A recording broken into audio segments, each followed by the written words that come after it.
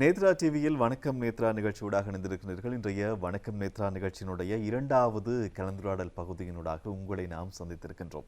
இந்த இரண்டாவது கலந்துரையாடல் பகுதியில் எம்மோடு இணைந்திருக்கின்றார் தொழில்துறை நிபுணர், தொழிலதிபர், கணக்காய்வாளர் திரு சிவராஜா துமிலன். வணக்கம். வணக்கம். இலங்கையினுடைய பொருளாதார நடவடிக்கைகள் மற்றும் தொழில் ரீதியிலான பல விடயங்கள், முதலீட்டு என்று பல விஷயங்களை பற்றி இந்த கலந்துரையாடல் பகுதியில் நாங்கள் பேசுறதுக்கு தயாராக இருக்கிறோம்.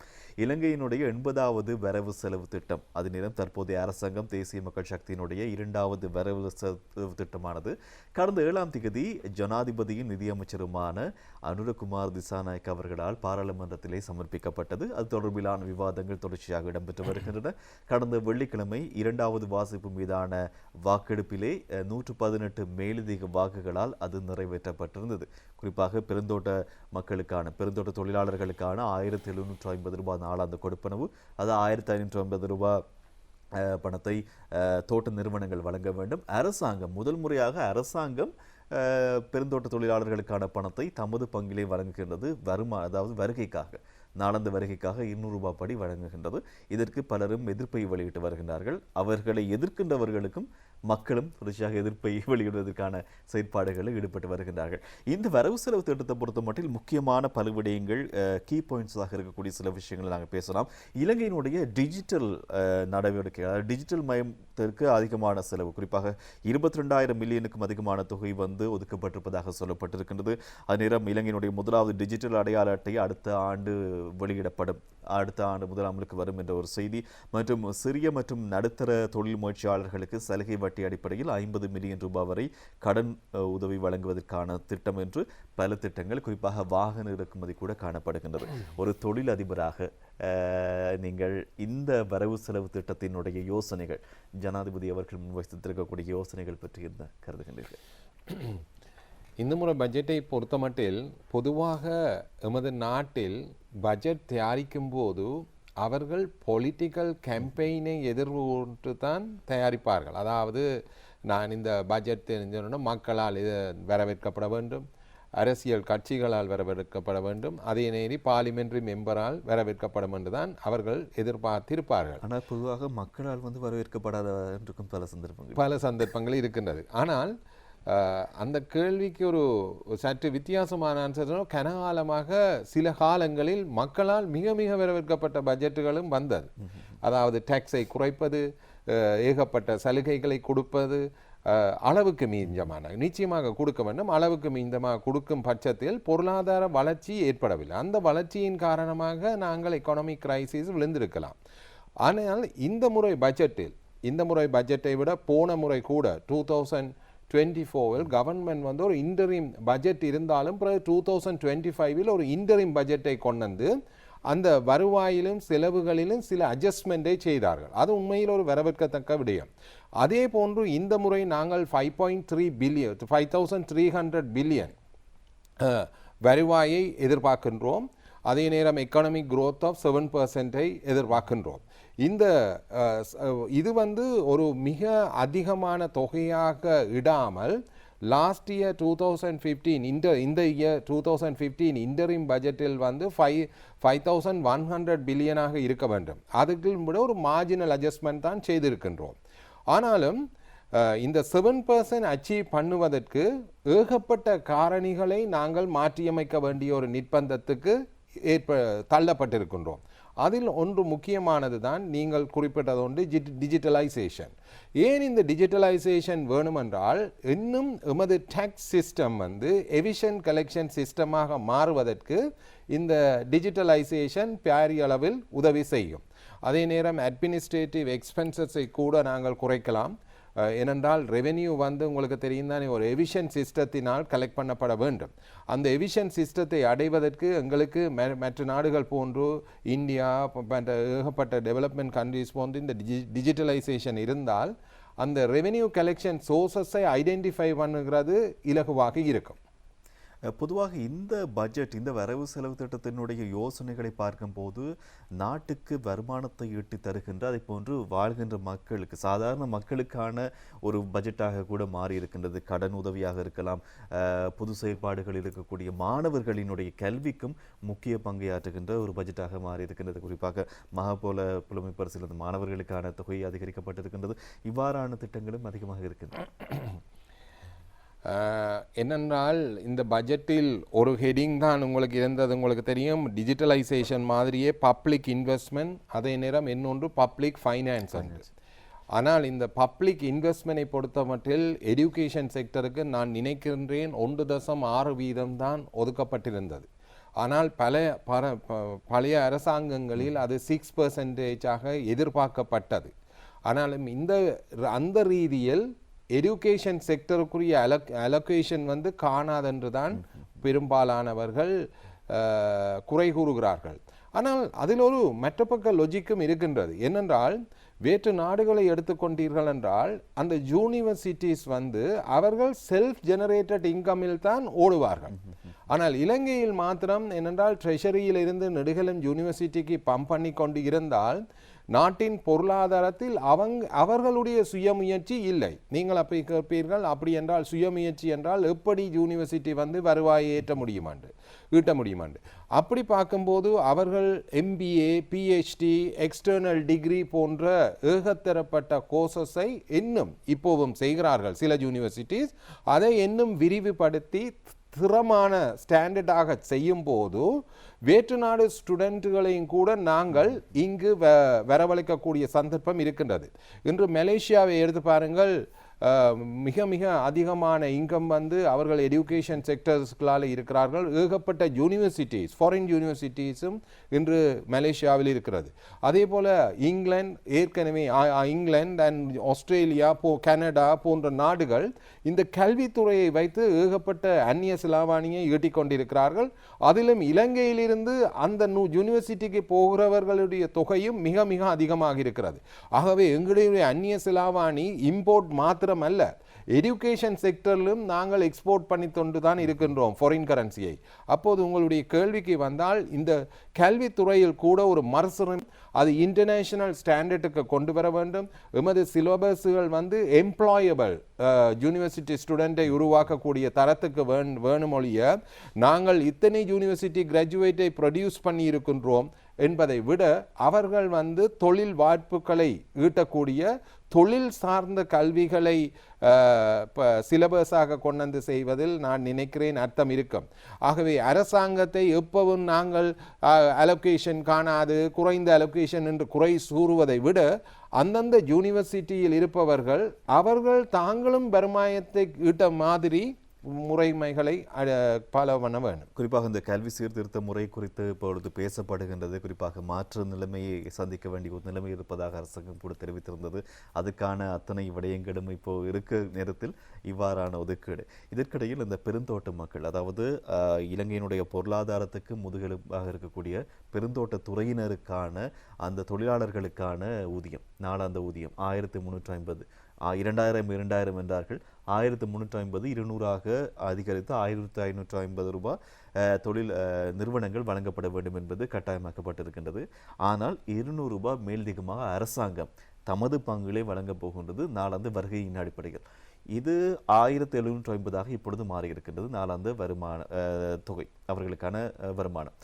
இந்த 200 ரூபாய், குறிப்பாக அரசாங்கம் வழங்குகின்ற 200 ரூபாவை நீங்கள் எவ்வாறு கருதுகின்றீர்கள்? குறிப்பாக இந்த எதிர்க்கட்சியில் இருக்கக்கூடியவர்கள், எதிர்க்கட்சியினுடைய முக்கிய உறுப்பினர்கள் பலர் எதிர்க்கின்றார்கள். இது அரசாங்கம் வழங்க தேவையில்லை, நிறுவனங்கள் தான் வழங்க வேண்டும். அப்படின்னா நிறுவனங்களுக்கும் உங்களுக்கும் இடையில் ஏதாவது டீலா, இவ்வாறான விஷயங்கள்லாம் பேசுகின்றார்கள். ஆனால் மக்கள் ஜனாதிபதியோடு இருக்கின்றார்கள். இந்த விரும்பியோ விரும்பாமையோ எமது பொருளாதாரத்தில் பண்டைய காலத்திலிருந்து, நாம் சுதந்திரம் 1948ஆம் ஆண்டிலிருந்து தேயிலை, ரப்பர் போன்ற ப்ராடக்ட் தான் எமது ஏற்றுமதியில் இருந்தது. ஆனாலும் துரதிர்ஷ்டவசமாக நாம் இந்த தேயிலை வியாபாரத்தில் இந்தியன் தோட்ட தொழிலாளர்களுடன் சம்பந்தப்பட்டிருக்கின்றோம். ஏனென்றால் அந்த வேல்யூ செயினில் அவர்கள் தான் இருக்கிறார்கள். அது மாத்திரமல்ல, விரும்பியோ விரும்பாமையோ இதில் ஒரு ஜியோ பாலிட்டிக்ஸும் இருக்கிறது. இது இந்தியாவின் ஆதிக்கத்துக்கு கீழ் இன்னும் செயற்பட்டு கொண்டிருக்கின்றது. அப்படி சொல்லும்போது இந்தியா அவர்களுக்கு நேரடியாக வீடுகள் கட்டி கொடுக்கிறார்கள். இந்தியன் கவர்மெண்டில் ரிப்ரசன்டேட்டிவ் வரும்போது அவர்களை தொடர்பு கொண்டு மீட்டிங்கள் வைக்கிறார்கள். அந்த ரீதியில் எமக்கு தெரியாது இது அரசாங்கத்தின் அழுத்தம் காரணம், அரசாங்க விருப்பத்தின் காரணமாக கொடுக்கப்பட்டதா அல்லது அரசாங்கத்தின் மேல் திணிக்கப்பட்ட அழுத்தத்தின் காரணமாக கொடுக்கப்பட்டதா. ஆனால் ஏன் மற்றது எதிர்க்கட்சிகள் கூறுவது போன்று ஏன் ஒரு தோட்ட தொழில் துறைக்கு மாத்திரம், தேயிலைக்கு மாத்திரம் நாம் சப்சிடைஸ் பண்ண வேண்டும்? அந்த சப்சிடைஸ் பண்ணுவதை நீங்கள் குறிப்பிட்டது மாதிரி வியாபாரத்தில் 3-4 பெரிய கம்பெனிகள் தான் இருக்கிறார்கள். ஏன் அந்த கோஆபரேட் கம்பெனியினால் அதை வழங்க முடியாது என்ற கேள்வி சாதாரணமான கேள்வி. ஆனாலும் அவர்கள் சொல்லுகிறார்கள் இன்டர்நேஷனல் மார்க்கெட்டில் எமது தேயிலையினுடைய வருவாயும் அதே நேரம் எங்களுக்குரிய டிமாண்டும் குறைந்து கொண்டு போகின்றது. இந்தியா எங்களுக்கு கீழே தேயிலை வியாபாரத்தில் இருந்தது, இன்று இந்தியா எமக்கு மேல் வந்துவிட்டது. ஆகவே சில ஜியோ பாலிட்டிக்ஸ் வேறு காரணங்களின் அழுத்தத்தின் காரணமாக கூட இந்த இன்க்ரிமெண்ட் கொடுக்கப்பட்டிருக்கலாம். எனவே இது பாசிட்டிவாகவும் கருதலாம், நெகட்டிவாகவும் கருதலாம். அதே நேரம் இந்த தொழிற்கல்வியை மேம்படுத்துவதற்காக 8,000 மில்லியன் ரூபாய் ஒதுக்கீடு, ஒரு தொழிலதிபராக இதனை நீங்கள் பார்க்கின்றீர்கள்? இது ஒரு மிக முக்கியமான பிரச்சனை. இன்று இலங்கையின் விரும்பியோ விரும்பாமையோ எமது economy fiscal policies last 4 years 5 years மேற்கொண்ட மிஸ்டேக்கினால், தவறுகளினால் பல ஸ்கில் ஒர்க்கர்ஸ் வெளிநாடுகள் சென்று விட்டார்கள். உதாரணமாக இன்று உங்களுக்கு தெரியும் ட்ரக் டிரைவர்ஸ் கூட இன்று தட்டுப்பாடில் இருக்குது. ஈவன் மேசன் பார், சாதாரண ஸ்கில் கார்பெண்டர்ஸ், கன்ஸ்ட்ரக்ஷன் இண்டஸ்ட்ரி மிக மிக மோசமாக பாதிக்கப்பட்டிருக்கிறது. குறிப்பிட்ட காலகட்டத்தில் கன்ஸ்ட்ரக்ஷனை முடிக்க இயலாமை இருக்கின்றது. காரணம் கனவேர், கட்டார், துபாய், அந்த ரீஜியன் மத்திய நாடுகளுக்கு சென்றிருக்கிறார்கள். இன்று அவர்களுக்குரிய தட்டுப்பாட்டை நிவர்த்தி செல்வதற்கு எனக்கு தெரிந்த அளவில் சில தாபனங்கள் இந்தியாவில், பங்களாதேஷ் போன்ற நாடுகளில் இருந்து ஒர்க்கர்ஸை இங்கே கொண்டு வருகிறார்கள். எகெயின் எங்களுடைய அந்நிய செலாவணி வேற்று நாடுக்கு போகிறது. அதே நேரம் எமது தொழில்சார் கல்விகள் NVQs அல்லது அப்ரெண்டிஸ்ஷிப் எடுகேஷன் நிச்சயமாக எமது டிகிரி எடுகேஷனை விட ஒரு நாட்டுக்கு மிக மிக முக்கியமானது. ஏனென்றால் அவர்கள் தொழில்சார் கல்வியினால் நேரடியாக தொழிலுக்கு ஒரு இன்புட், அதாவது லேபர் சப்ளை எம்ப்ளாய்மெண்ட் சப்ளை என்று கூட சொல்லலாம், இருக்க வேணும். அப்படி இல்லாத கட்டத்தில் நாட்டில் இந்த துறைகள் எல்லாமே நாளடைவிய ரீதியில் குறைந்து கொண்டே போகும்போது மாற்று நாடுகள் நமது காம்படிட்டிவ் அட்வான்டேஜை எடுத்துக்கொண்டிருக்கிறார்கள். இதுதான் ஒரு மிக மிக சிக்கலான தருணம். NVQ எடுகேஷனை நாங்கள் மிகவும் மிகவும் மேம்படுத்த வேண்டும்.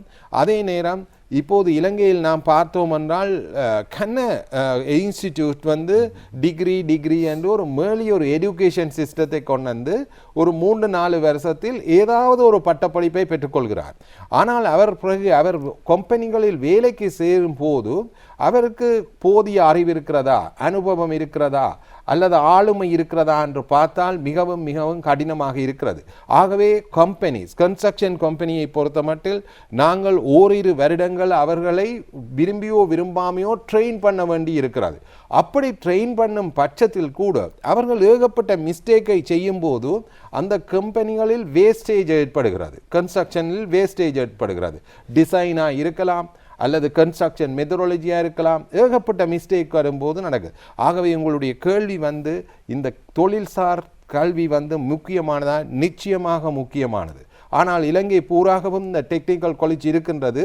அதை ஒரு வடி சீரமைத்து ஒரு குறித்த ஆளுமையின் கீழ் கொண்டு வந்தோம் என்றால் நான் நினைக்கிறேன் மிக சிறந்த ரிசல்ட்ஸை ப்ரொடியூஸ் பண்ணலாம். நிச்சயமாக. அதே போல இந்த வரவு செலவு திட்டத்தினுடைய யோசனைகளை பார்க்கும்போது இலங்கையில் ஒரு வெளிநாட்டவரோ யாரோ ஒருவர் முதலீடு செய்வதற்கு ஏற்ற மாதிரியான விடயங்கள் இருக்கின்றனமா? உங்களது இந்த வர்த்தக ரீதியிலே உங்களுடைய அனுபவம், ஒரு தொழிலதிபராக உங்களுடைய அனுபவத்தை பார்க்கும்போது இந்த முதலீட்டாளர்களை ஈர்க்கின்ற அளவில் சொல்லப்படுகின்ற விடயம் என்ன? உண்மையில் இது ஒரு நல்ல கேள்வி. அதுதான் இன்றைய மெயின் பிரச்சனை. என்னென்றால் முதலாவது எங்களுடைய பிரச்சனை வந்து எமது நாடு பேங்க்ரப்சி என்று சொல்லியிருக்கிறார்கள். எக்கனாமிக் கிரைசிஸ் காரணமாக நாங்கள் பேங்க்ரப்சி டிக்ளேர் பண்ணியிருக்கின்றோம். வேற்று நாடொருவர் இலங்கையில் முதலீடு செய்யும் போது அவர் அந்த நாட்டினுடைய ஸ்திரத்தன்மையை பார்ப்பார். Stability, financial stability, economic stability, government ஸ்டெபிலிட்டியை பார்ப்பார். இது நீங்கள் படித்திருப்பீங்கள் மேனேஜ்மெண்டில் மைக்கேல் போர்ட்டர்ஸ் டயமண்ட் தியரி என்று இருக்கின்றது. அந்த தியரியில் நேஷன் காம்படிட்டிவ் அட்வான்டேஜ் என்ற ஒரு ஹெடிங் இருக்கின்றது. அந்த ஹெடிங்கில் பார்த்தால் மற்ற நாடுகளுடன் India, Singapore, Malaysia, Pakistan, Bangladesh அப்படி ஏகத்தரப்பட்ட நாடுகளுடன் ஒப்பிடும்போது நாம் ஏன் இலங்கையில் முதலீடு செய்ய வேண்டும் என்ற கேள்விக்கு எமக்கு பதில் இருக்கவன். அப்படி பார்க்கும்போது இன்று ஏகப்பட்ட ஒரே ஒரு முக்கியமான குறிக்கோளாக இருந்தது எமது லொக்கேஷன், அதாவது சென்டர் லொக்கேஷன். ஆனால் இன்று அந்த லொக்கேஷனை விட ஏகப்பட்ட அதர் ஃபேக்டர்ஸ் இம்பார்ட்டண்டாக இருக்கின்றது. ஒன்று வந்து labour cost of that country, utility bills, எலக்ட்ரிசிட்டியாக இருக்கலாம், வாட்டராக இருக்கலாம், கிரவுண்ட் ரெண்டாக இருக்கலாம் போன்றவை. அந்த நாட்டினுடைய மேல ஏகப்பட்ட முதலீட்டாளர்கள் பார்ப்பதொன்று தான் இந்த வரி. ஆனால் இலங்கையின் வரி வந்து மற்ற நாடுகளுடன் ஒப்பிடும்போது மிக மிக அதிகம். இது எங்கள் மீது IMF-இனால் திணிக்கப்பட்ட ஒரு சுமை. விரும்பியோ விரும்பாமையோ நாம் அதில் மாட்டுப்பட்டு இருக்கின்றோம். அந்த சுமை இருக்கும் மட்டும் வேற்று நாடவர் இங்கு வந்து அவர் இந்த வரி சுமையின் கீழ் இன்வெஸ்ட் பண்ணுவாரான்றது மிக சேலஞ்சம். இப்போது நாம் சொன்னோம், ஆனால் நீங்கள் சொல்லியிருக்கிறீர்கள், நான் நினைக்கிறேன் பட்ஜெட்டில் இருக்கிறது $850 million US compare with the last year. ஆனபடியால் அதில் ஒரு growth இருக்கிறது என்று. ஆனால் இந்த 850 மில்லியனை நீங்கள் அனலைஸ் பண்ணி பார்க்க வேண்டும். இது ரிட்டைன் ப்ராஃபிட் என்ற ரீஇன்வெஸ்ட்மெண்டா அல்லது டெப் ஃபைனான்சிங்கா அல்லது இன்டர் கம்பெனி ஃபைனான்சிங்கா என்பதை நாங்கள் அனலைஸ் பண்ணி பார்க்க வேண்டும். அல்லது இது 850 மில்லியனும் வேற்று நாடிலிருந்து வரப்போகின்றதா என்று பார்த்தால் உங்களுக்கு உரிய கேள்விக்குரிய பதில் கிடைக்கும். ஆனபடியால் நீங்கள் குறிப்பிட்ட நல்லொரு கேள்வி, ஃபாரின் டைரக்ட் இன்வெஸ்ட்மெண்ட் இதை விட பெரிய அளவில் நாங்கள் நிச்சயமாக விரும்பியோ கொண்டு வந்து சேர வேண்டும். ஏனென்றால் எங்களுக்கு 2028 மிக மிக பெரிய டெப் சுமை ஒன்று இருக்கின்றது, பே பண்ண வேண்டிய சுமை ஒன்று இருக்கின்றது. அந்த சுமையை எப்படி நாங்கள் பே பண்ண போகிறோம் என்றதை பார்க்க வேண்டும். அதற்கு இப்போது அரசாங்கம் என்ன செய்கின்றால், மார்க்கெட்டில் டொமெஸ்டிக் மார்க்கெட்டில் இருந்து அவர்கள் வந்து டாலரை வாங்கி கொண்டிருக்கிறார்கள். இதுவும் இந்த டாலர் ரேட் கூடுவதற்கு ஒரு காரணமாக இருக்கலாம். வெஹிக்கிள் இம்போர்ட் போன்ற பல காரணங்கள் இருக்கின்றது, ஒரு காரணமாக இருக்கலாம். ஆகவே இந்த நாட்டை ஒரு பிராண்ட் நேமாக மாற்றி பொருளாதார ஃபைனான்ஷியல் ஸ்டெபிலிட்டி, பொலிட்டிக்கல் ஸ்டெபிலிட்டி இருக்கிற நாடாக ஒரு பிராண்ட் பண்ணினால் தான் நாங்கள் ஃபாரின் டைரக்ட் இன்வெஸ்ட்மெண்ட்டை அட்ராக்ட் பண்ணக்கூடிய சந்தர்ப்பம் இருக்கின்றது. வெளிநாட்டு முதலீடுகள் ஒரு பக்கம் இருக்க, உள்நாட்டு முதலீட்டாளர்களை ஊக்குவிக்கின்ற ஒரு திட்டம் கட்டாயமாக இருக்க வேண்டும். உள்நாட்டு முதலீட்டாளர்களினுடைய ஊக்குவிப்பு என்பது நிச்சயமாக இருக்க வேண்டும். எனவே நாட்டினுடைய பொருளாதாரத்தில் பல விடயங்களை பார்க்கும்போது உள்நாட்டு முதலீட்டாளர்களினுடைய வருகை மேலும் மேலும் அதிகரிக்கப்பட வேண்டும். இந்த சூழ்நிலை சரியான சூழ்நிலையாக இருக்கின்றதா? இல்லை, மிகவும் ஒரு துரதிர்ஷ்டவசமான சந்தர்ப்பம். நாம் பெரிய இண்டஸ்ட்ரி எடுத்துக்கொண்டு போனால் கூட த கார்மெண்ட் இண்டஸ்ட்ரி, ஏகப்பட்ட கார்மெண்ட் ஃபேக்ட்ரிஸ் நாட்டை விட்டு சென்று விட்டார்கள். இன்று இன்டர்நேஷனல் பேங்க்ஸ் கூட போய்கொண்டிருக்கிறார்கள். ஸ்டாண்டர்ட் சார்ட்டர்ட், HSBC போன்றவர்கள் ரிட்டெயில் பேங்கில் இருந்து எக்ஸிட் ஆகி கொண்டிருக்கின்றார்கள். ஆனபடியாய் ஒன்று மட்டும் நாம் புரிந்து கொள்ள வேண்டும், எங்கேயோ ஒரு பிரச்சனையில் ஒரு சிம்டம் இருக்கின்றது. இது ஒரு சிம்டம் குறியீடு, இதில் ஒரு பிரச்சனை இருக்கின்றது. ஆகவே நீங்கள் கேட்ட கேள்விக்கு நாங்கள் உள்ளீட்டு முதலீடாளர்கள் தொடர்ந்து இன்வெஸ்ட் பண்ணுகிறார்களா என்று கேட்டீர்கள் என்றால், பிஸ்னஸ் தொழில் முதலாளிகளோ அதிபர்களோ நான் நினைக்கின்றேன் அவர்கள் பிஸ்னஸை நிப்பாட்டி ஒரு ரிட்டையர்மெண்ட் பிளானுக்கு போய்கொண்டிருக்கின்றார்கள். நான் கேட்டேன், ஏன் நீங்கள் அப்படி செய்கிறீர்கள் என்று. அவர்கள் சொல்கிறார், இருக்கிற காசையும் வீணாக்குவதை விட கையில் இருக்கிற காசோடு வாழ்ந்து முடிப்பது தான் சால சிறந்தது என்று. அப்போது பாருங்கள், மக்களுக்கு இந்த நீண்ட நாள் இன்வெஸ்ட்மெண்ட் எவ்வளவு ரிட்டர்ன் தரும் என்பதில் ஒரு கேள்விக்குறி இருக்கிறது. அதே நேரம் உங்களுக்கு தெரியும், ஏகப்பட்ட MSME கம்பெனிகள், micro medium micro small and medium companies enterprises கணக்கு ஷட் டவுன் பண்ணப்பட்டிருந்தது இருந்த காலங்களில். இது உண்மையில் தொழிலதிபர்களுடையோ அல்லது பிஸ்னஸில் வந்த பிரச்சனையோ இல்லை.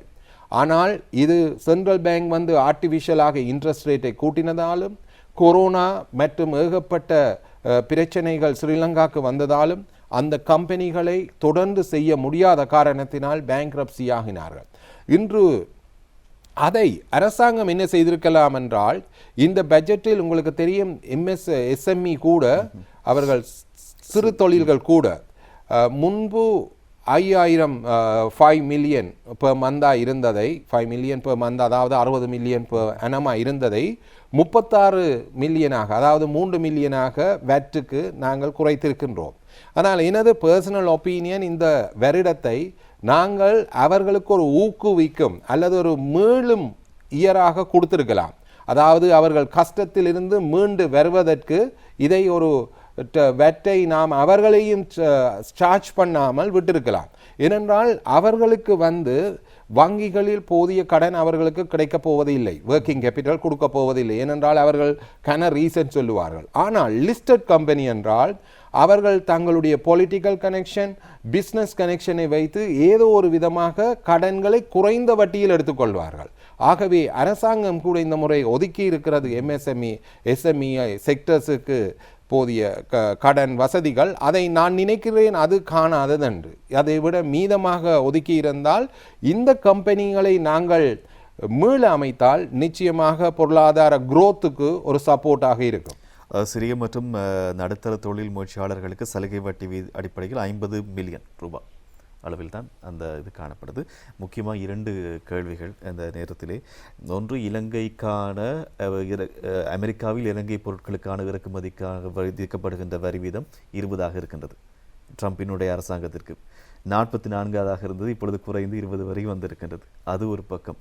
இது ஒரு தொழில் துறை நிபுணராக நீங்கள் இதனை எவ்வாறு கருதுகின்றீர்கள்? அதே போன்று நம் நாட்டினுடைய முக்கியமான ஒன்றுதான் வருமானத்துக்கு நம் நாட்டிலே அதிக அளவிலான சுற்றுலா பயணிகள் இலங்கைக்கு வருகின்றார்கள். இலங்கை சுற்றுலா தலங்களில் அதிகமாக அவர்களுடைய வருகை வந்து இந்த நாட்களில் அதிகரித்து கொண்டே இருக்கின்றது. இது 2 விடயத்திலையும் நாங்கள் பேசலாம். என்னென்றால் நல்ல கேள்வி. உண்மையில் ட்ரம்ப் வந்து ஸ்ரீலங்கா யூஎஸ் பிரசிடென்ட் வந்து எங்களுடைய வரி வீதத்தை குறைத்தது எமது நாட்டுக்கு ஒரு அட்ராக்ஷன். நான் ஏற்கனவே குறிப்பது போன்று மைக்கேல் போர்ட்டர்ஸ் தியரியின் இது ஒரு எக்ஸ்போர்ட் நாடாக இருப்பதற்கு ஒரு நல்ல ஒரு ஆப்பர்ச்சுனிட்டி. ஆனாலும் ஏன் வெளிநாட்டு முதலீட்டாளர்கள் இங்கு வந்து இண்டஸ்ட்ரியோ ஃபேக்ட்ரியோ தொடங்கவில்லை என்பதில் ஒரு கேள்வி கொடுக்கிறது. இதை விட மிகப்பெரிய ஒரு லூசிங் பாயிண்ட் எங்கேயோ ஒன்று இருக்கின்றது. அதனால் தான் அவர்கள் இன்வெஸ்ட் பண்ணவில்லை. ஆனால் இந்த எக்ஸ்போர்ட் துறையை நாங்கள் மேம்படுத்தி இருக்க வேண்டும். எக்ஸ்போர்ட் துறையை மேம்படுத்துவதென்றால் இன்று பல சிக்கல்கள் இருக்கிறது. நீங்கள் படித்திருப்பீர்கள் வேல்யூ செயின் என்று. ஒரு வேல்யூ செயினில் ஒரு ப்ராடக்ட்டுக்கு எவ்வளவு காஸ்ட் காம்போனன்ட் இருக்குது என்று இருக்கின்றது. அந்த காஸ்ட் காம்போனன்ட்டை பார்க்கும்போது இலங்கையில் யூட்டிலிட்டி பில் மிகவும் அதிகமாக இருக்கின்றது. அதே நேரம் லேபர் காஸ்ட் வந்து மிகவும் அதிகமாக இருக்கிறது. இன்று rent cost, transport cost, fuel cost எல்லாமே அதிகமாக இருக்கும்போது எங்களுடைய காஸ்ட் ஆஃப் ப்ரொடக்ஷன் மற்ற நாடுகளுடன் ஒப்பிடும்போது மிக அதிகமாக இருக்கின்றது. ஆகவே இந்த குளோபல் காம்படிஷனில் நாங்கள் ஃபைட் பண்ணுவதில் சிக்கல் இருக்கிறது. ஆகவே நீங்கள் குறிப்பிட்டது போல் பிரசிடென்ட் டொனால்ட் ட்ரம்ப் தந்தால் கூட அதைவிட மிக அதிகமான இன்டர்னல் காஸ்டில் நாங்கள் சர்வை பண்ணுகிறோம். அதே நேரம் வங்கி வட்டிகள் மிக மிக அதிகமாக இருந்தது. இன்று நான் நினைக்கின்றேன் அரசாங்கம் வந்து 1.3 ட்ரில்லியன் ஸ்டேட் பேங்கில் டிபாசிட்டாகவோ ரிசர்வாக வைத்திருக்கிறார்கள். அந்த ஃபண்டை பேங்கில் டிபாசிட்டாக வைப்பதை விட அதை ஒரு ஈக்விட்டி ஃபண்டாக எஸ்எம்இ செக்டரை ரீஸ்ட்ரக்சர் பண்ணி அதை ரீஎன்ஜின் பண்ணுவதற்கு பாவித்திருக்கலாம். அதாவது இலங்கையில் மிக மிக முக்கியமான ஒரு பிரச்சனை தான் எப்பவும் எங்களுடைய central bank economy policy, fiscal policy, monetary policies எடுத்தீர்கள் என்றால் அவர்கள் இந்த பேங்குக்கு சப்போர்ட் பண்ணுறது மாதிரி தான் இருக்கிறது. இது வந்து உண்மையில் வேற்று நாடுகளுடன் ஒப்பிடும்போது கம்ப்ளீட்லி கன்ட்ரடிக்ஷன் பாலிசி.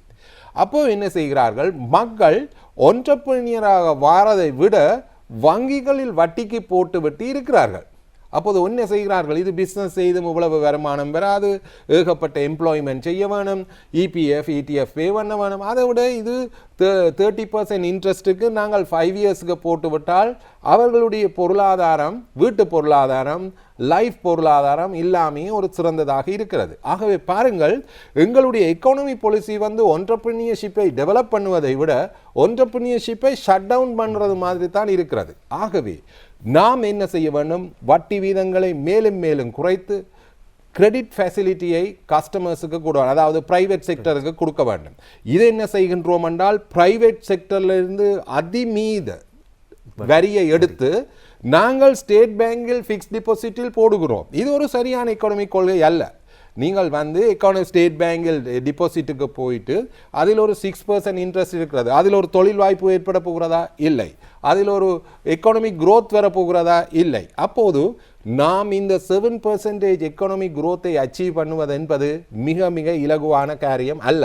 நீங்கள் சொல்லுவீர்கள், நீங்கள் எப்படி சொல்லுவீர்கள், அதிமீக டாக்ஸஸ் இந்த வருடம் கலெக்ட் பண்ணியிருக்கிறோம், அதிமீத இம்போர்ட் டியூட்டி நாம் கலெக்ட் பண்ணியிருக்கிறோம். அதுக்கு காரணம் இருக்கிறது. ஏனென்றால் ஒரு நாடு வந்து ஒரு ஷட் டவுனாக இருந்தது, இம்போர்ட் இல்லாமல் ஒரு காலத்தில். ஆகவே ஒரு 4-5 வருடமாக இம்போர்ட் பண்ணாத சாமான்கள், there was a sudden demand. அதை வைத்து நாங்கள் எதிர்வு கூற இயலாது, நாங்கள் திறமையாக கலெக்ட் பண்ணி இருக்கின்றோம், மிக அதிகமாக வந்து, நான் எந்த அரசாங்கத்தையும் கூப்பிடவில்லை, அது ஒரு நேச்சர். இப்போ என்னென்றால் கார் வந்து கனகாலமாக இம்போர்ட் ரெஸ்ட்ரிக்ட் பண்ணி இருந்தது, அப்போ open பண்ணோட there will be sudden demand. அதே மாதிரி மற்ற டிமாண்டுகளினால் வந்தது, இன்கம் டேக்ஸும் வந்து பழைய அரியர்ஸ் இருந்தது. ஆனால் ஒன்றை மாத்திரம் சொல்லணும், அவர்கள் எஃபிஷியண்டாக கலெக்ட் பண்ணுவதில் சிஸ்டத்தை மாற்றினார்கள். கரப்ஷன் இல்லாமல், பொலிட்டிக்கல் சிஸ்டத்தின் இன்ஃப்ளூயன்ஸ் இல்லாமல் இந்த டேக்ஸ் கலெக்ஷனால் அதில் ஒரு இம்ப்ரூவ்மெண்ட் வந்தது. ஆனால் த ப்ராப்ளம் வந்து என்ன வரும் என்றால், இந்த எஸ்எம்இ செக்டரோ கணக்க பிஸ்னஸ் இந்த வருடம் சிறமையாக பெர்ஃபார்ம் பண்ணவில்லை. ஆகவே எக்ஸ்பெக்டட் டேக்ஸ் ரெவென்யூ சில வேளைகளில் குறையலாம். எனவே இன்றைய நாளில் 2வது கலந்துரையாடல் பகுதி நிச்சயமாக நாட்டினுடைய பொருளாதாரம் உள்ளிட்ட பல விடயங்களோடு சம்பந்தப்பட்டதாக அமைந்திருந்தது. இன்று மோடு இணைந்திருந்தார், ஒரு சிறந்த ஒரு கலந்துரையாடல் பகுதியாக மாறியிருந்தது. தொழில்துறை நிபுணர் மற்றும் தொழிலதிபர் கணக்காய்வாளர் திரு சிவராஜா துமிலன் அவர்கள், உங்களுக்கு நன்றியை தெரிவித்துக் கொள்கிறேன். நன்றி. தொடர்ச்சியாக நேத்ரா டிவியோடு இணைந்திருங்கள். இன்றைய நிகழ்ச்சியினுடைய தயாரிப்பாளர் தனஞ்சயன் மற்றும் கேமரா தொழில்நுட்ப நண்பர்களுக்கும் நன்றி கூறி விடைபெறலாம். மற்றும் நிகழ்ச்சியில் சந்திக்கும் வரை விடைபெற்று செல்லும் நான் என்றும் அன்புடன் கோகுல் நிரஞ்சன். தொடர்ந்தும் நேத்ரா டிவி நிகழ்ச்சிகளோடு இணைந்திருங்கள்.